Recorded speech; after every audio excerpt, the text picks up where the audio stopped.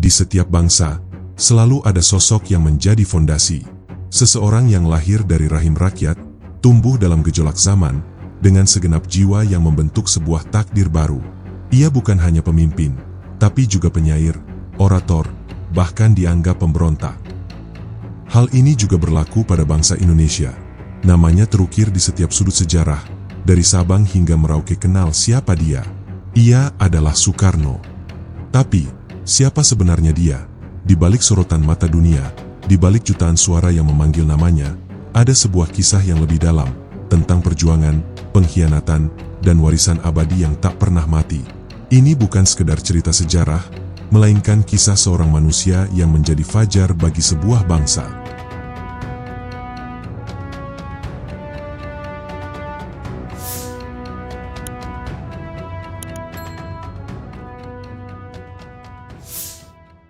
Pada 6 Juni tahun 1901, di Blitar, Jawa Timur, seorang anak laki-laki lahir di tengah keluarga yang sederhana, namun berpendidikan.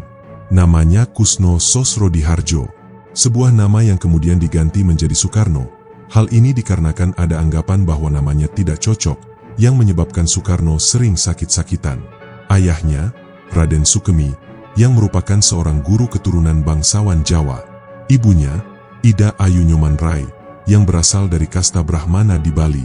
Dari perpaduan budaya inilah, seorang anak tumbuh dengan jiwa yang kaya, terbuka, dan mengerti terhadap lingkungan di sekitarnya. Kusno kecil menghabiskan masa-masa awalnya di Tulungagung, Jawa Timur.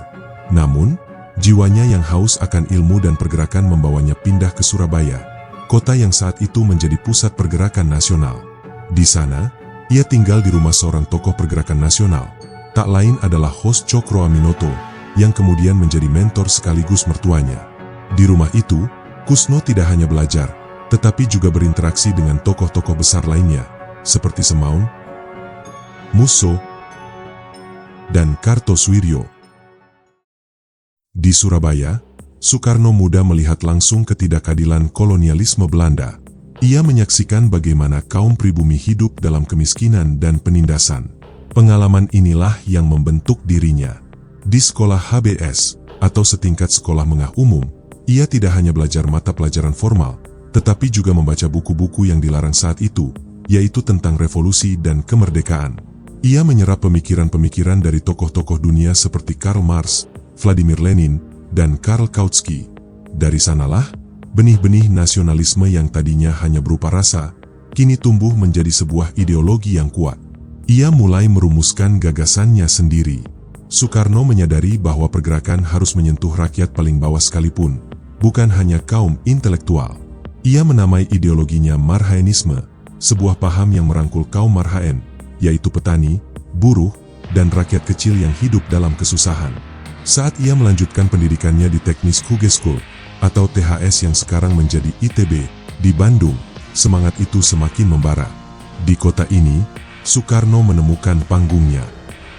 Soekarno bukan hanya seorang mahasiswa yang cerdas, tapi juga seorang orator ulung. Kata-katanya berapi-api, mampu menggerakkan ribuan massa. Ia terlibat aktif dalam berbagai organisasi pemuda yang menyuarakan perlawanan terhadap kolonialisme. Puncaknya, pada tahun 1927, Soekarno bersama teman-temannya mendirikan PNI, Partai Nasional Indonesia. Organisasi ini menjadi wadah bagi cita-cita kemerdekaan yang telah lama ia impikan. Dengan pidato-pidatonya yang karismatik, Soekarno mulai membangun basis massa yang kuat, demi memupuk keyakinan bahwa Indonesia harus dan bisa merdeka. Soekarno berkeliling, dari panggung ke panggung, menyuarakan perlawanan. Suaranya menjadi gema yang membakar semangat seluruh rakyat. Tentu saja, Belanda tidak tinggal diam. Mereka melihat Soekarno bukan hanya sebagai seorang agitator, tetapi sebagai ancaman serius bagi kekuasaan kolonial. Pada 29 Desember 1929, Soekarno ditangkap di Yogyakarta. Ini adalah awal dari babak baru dalam hidupnya, yaitu perjuangan dari balik jeruji besi. Di balik dinding dingin penjara Banci, Soekarno tidak menyerah. Ia justru mengubah penjaranya menjadi ruang untuk berkreasi. Di sanalah ia merumuskan pledau yang kemudian menjadi salah satu pidato paling ikonik dalam sejarah Indonesia, yaitu Indonesia Menggugat. Pledau ini bukan sekadar pembelaan diri di pengadilan, melainkan sebuah gugatan tajam terhadap kolonialisme.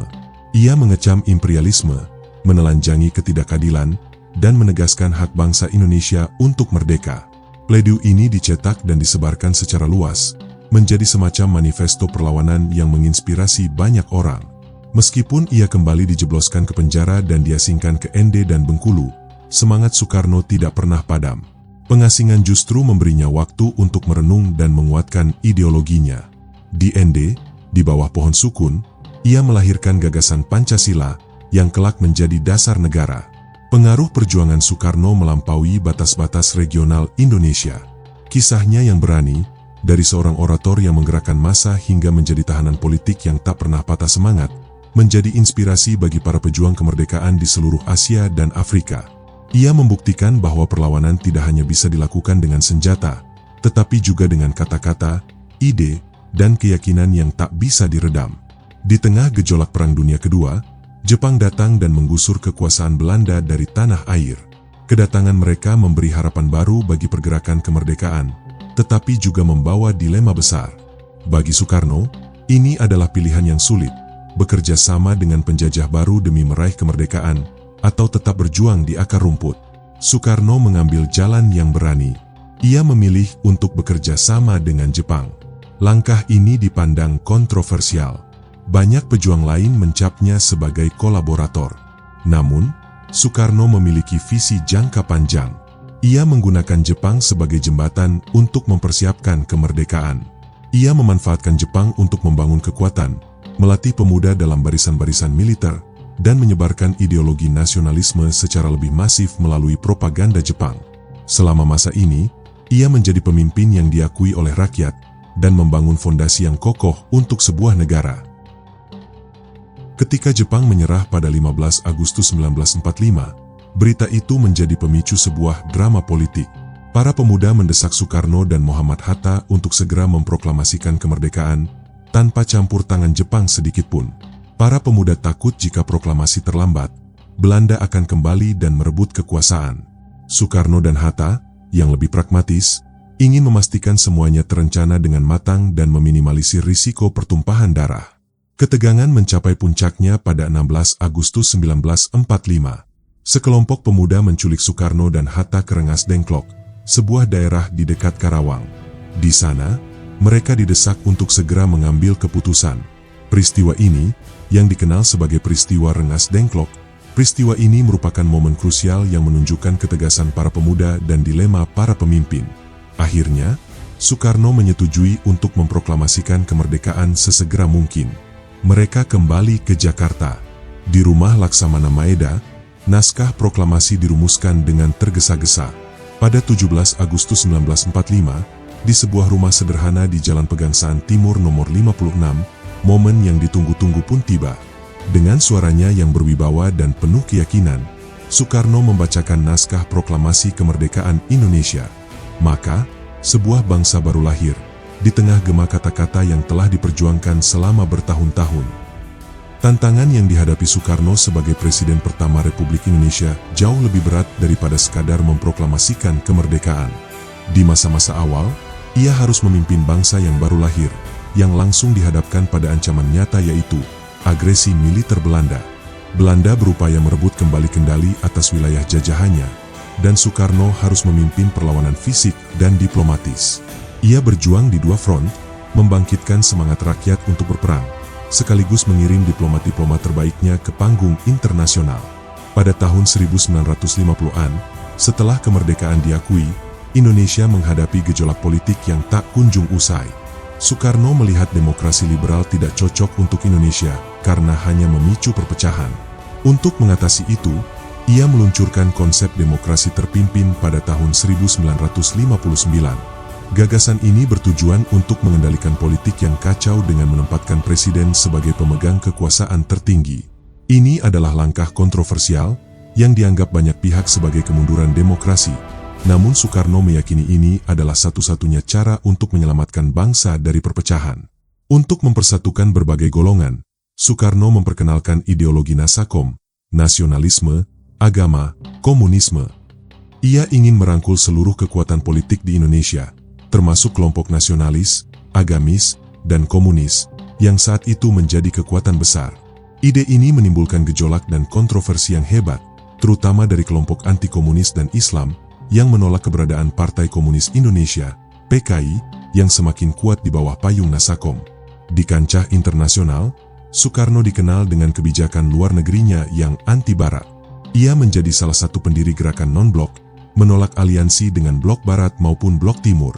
Puncaknya adalah kebijakan konfrontasi dengan Malaysia, yang ia anggap sebagai negara boneka bentukan Inggris. Ini adalah langkah berani yang menunjukkan ketegasan Soekarno di panggung dunia. Namun di sisi lain, kebijakan ini menguras sumber daya negara. Semua gejolak politik ini mencapai puncaknya pada malam 30 September 1965. Sebuah peristiwa penculikan dan pembunuhan para jenderal yang dikenal sebagai G30S, yang menjadi titik balik dalam sejarah Indonesia dan kekuasaan Soekarno. Tragedi ini menjadi pintu masuk bagi kekuasaan militer dan mengakhiri era Soekarno. Kekuasaannya perlahan melemah hingga akhirnya ia harus menyerahkan jabatan presiden kepada Soeharto. Tragedi G30S pada tahun 1965 adalah titik balik yang mengakhiri era keemasan Soekarno. Kekuasaannya, yang sebelumnya tak tergoyahkan, mulai goyah dan perlahan-lahan runtuh. Puncak dari penurunan kekuasaannya adalah keluarnya Surat Perintah 11 Maret atau Super Semar pada 11 Maret 1966. Surat ini secara de facto memberikan wewenang kepada Soeharto, yang saat itu menjabat sebagai Panglima Militer, untuk mengambil tindakan demi memulihkan keamanan. Meski pada awalnya Soekarno tetap menjadi presiden, namun kekuasaannya yang efektif sudah beralih tangan.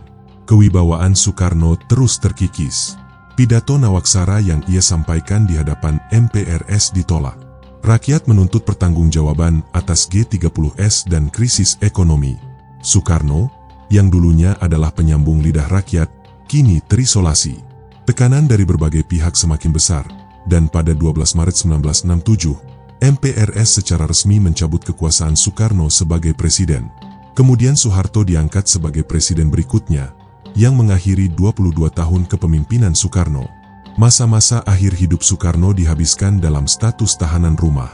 Ia diasingkan dari panggung politik, di bawah pengawasan ketat, dan tidak diizinkan untuk bertemu dengan banyak orang. Kondisi kesehatannya terus memburuk.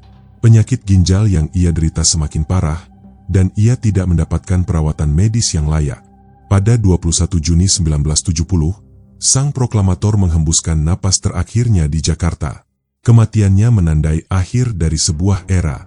Soekarno pergi bukan sebagai penguasa, melainkan sebagai seorang pejuang yang telah menyelesaikan tugasnya dengan baik. Ia meninggalkan sebuah negara merdeka yang ia lahirkan.